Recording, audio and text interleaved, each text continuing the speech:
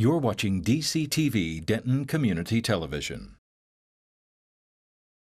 And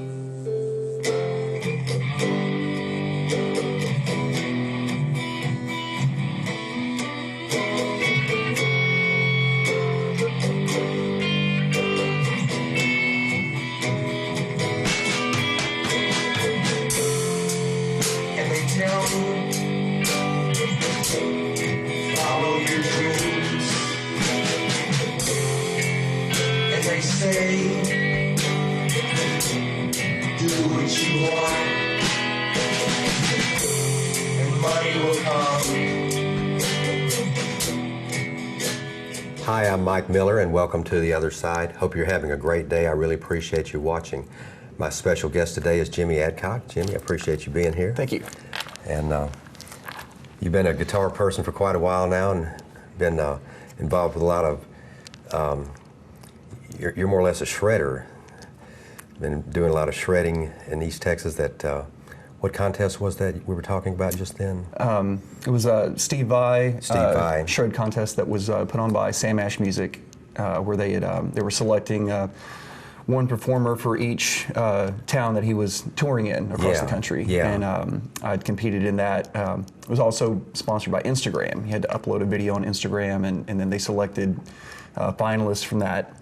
And then you went to Sam Ash for a finals competition with 10 other guitar players, and then they selected winners from that. And so I was lucky enough to be chosen to open up for the Tyler show, which was really close to my hometown. So that was cool. Yeah. That is a good deal, and we met many years ago down at Cedar Valley Commercial Music College, and I remember you being a really good guitar player a long time ago. Gosh, I mean, I'd only been playing about a year and a half at the time, you know. That's what you were I got saying. started kind of late, I was almost 17 when I started playing, so I was pretty green, but yeah, we had some good You were doing Ted Nugent then. stuff back then, and Tom Petty, and things like that. Right. And then you created a music school in Arlington. Right. Yeah. I mean, I've been teaching off and on almost as long as I've been playing. My original guitar teacher, Terry Humphreys, I studied with him, my senior year of high school and on into college.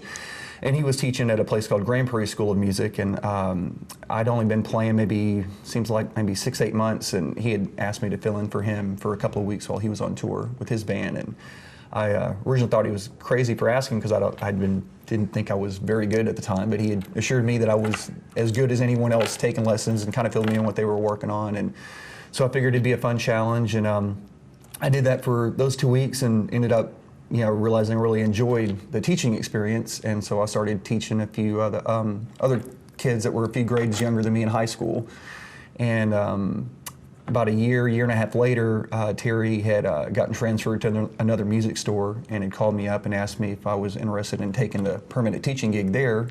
And so I did that for several years, and then the whole guitar thing kind of took a downturn in the late 90s with the music scene, with alternative music and all that. It wasn't cool to really be able to play at a high level anymore, and but around 2001, I came up with the idea to start an actual music school, teaching more than just guitar, and was lucky enough to find a music director at a local church in Arlington. His name was Ren Robinson, and they had a two-story music building that or just a two-story school building that they weren't using during the week, and I was able to basically lease a room one night a week, and I ran an ad in the paper, found a couple of piano teachers that were interested in kind of going in with me to start, and I started that way. It started with one day a week, and built up to 2 days and 3 days, and so as it is now, we've got about 100 students at my location I've been at since 2007, and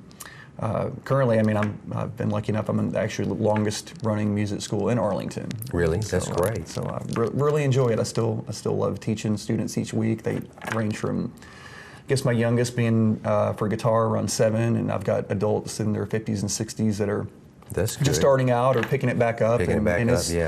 I think this is probably as healthy as it's ever been as far as the varied taste in music. I've got kids into everyone from Black Sabbath and Hendrix to Maiden to a lot of my girl students are into Taylor Swift and Carrie Underwood. So my goal is just to help them find their path on the guitar. It's not about me pushing my influences or what I do. Actually, probably most of my students have no idea, what I really play.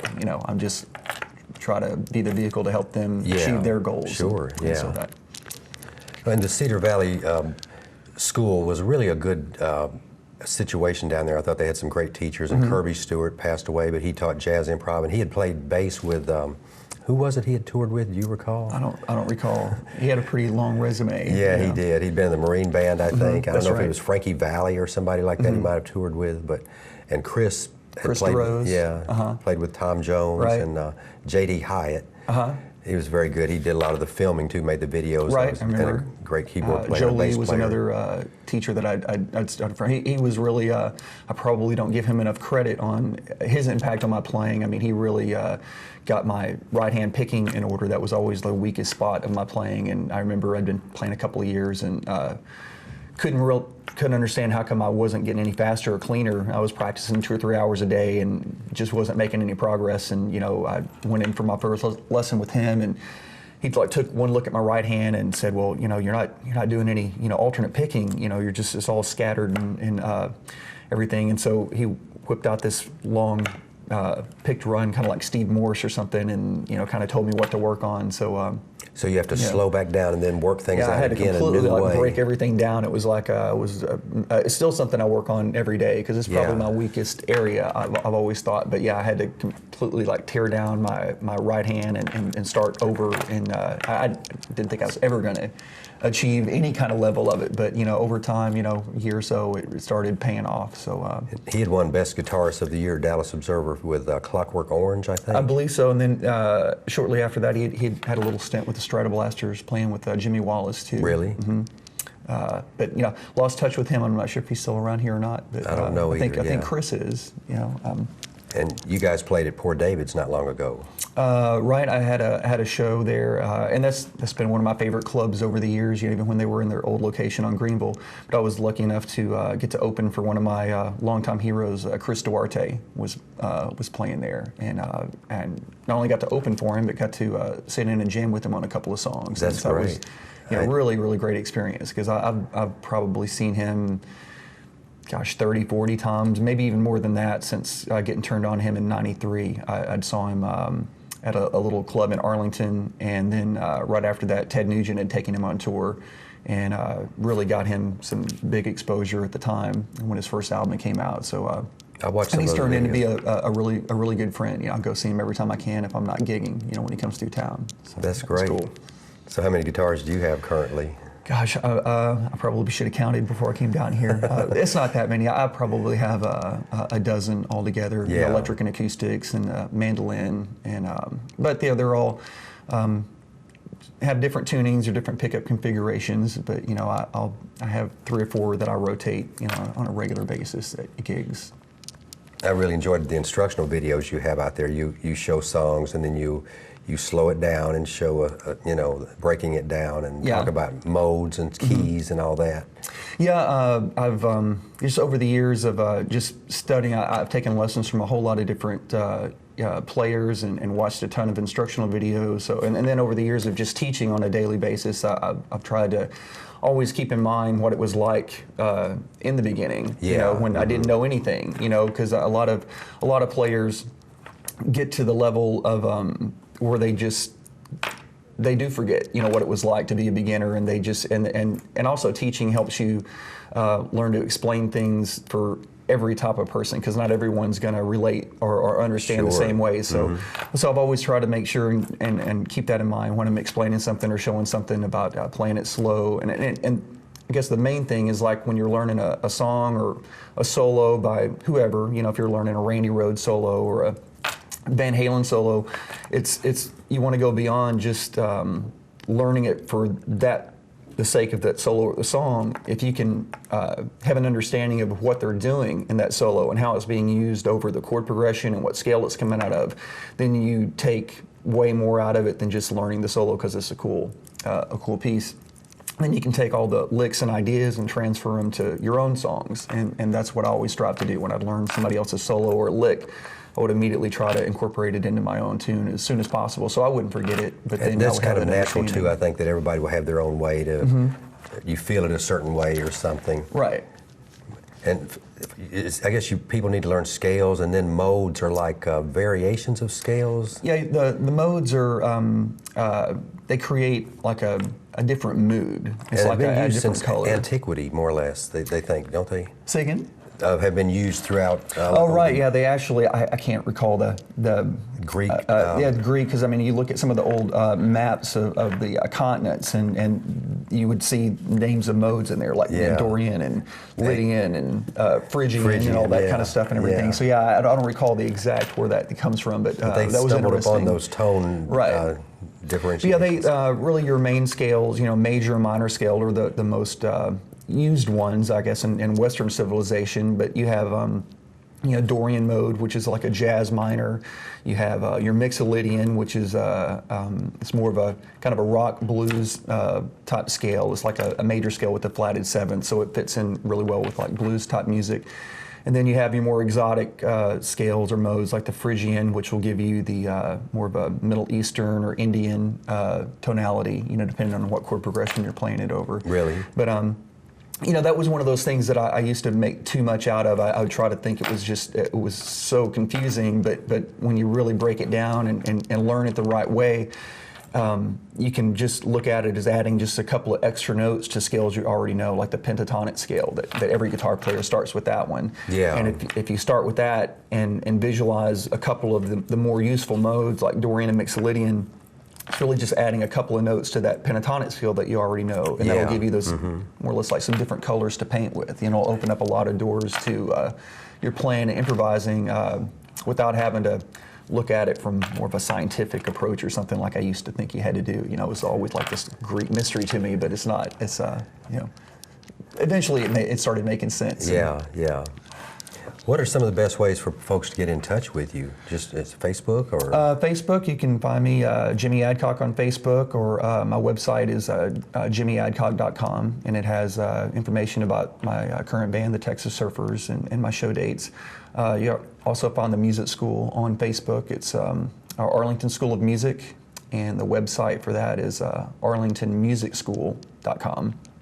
There was actually another Arlington School of Music in Virginia. They had the initial web domain that I was going to use. So oh, really? Yeah. It's arlingtonmusicschool.com.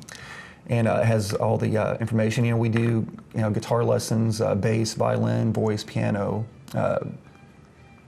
That's everything. Drum lessons as well. Yeah, I've got yeah. like 8 or 9 teachers that work with me through the week.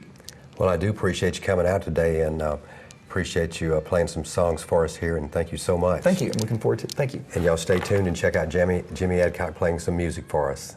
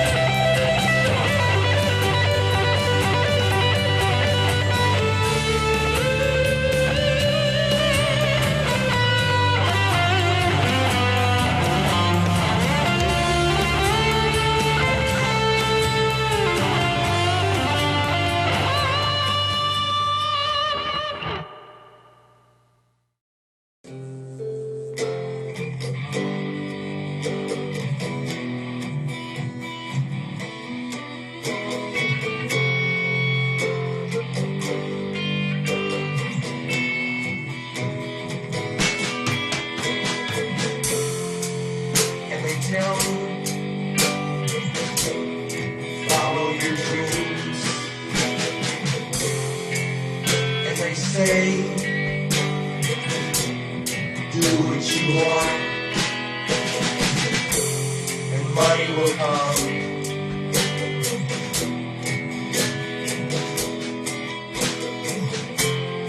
Lots of people have lots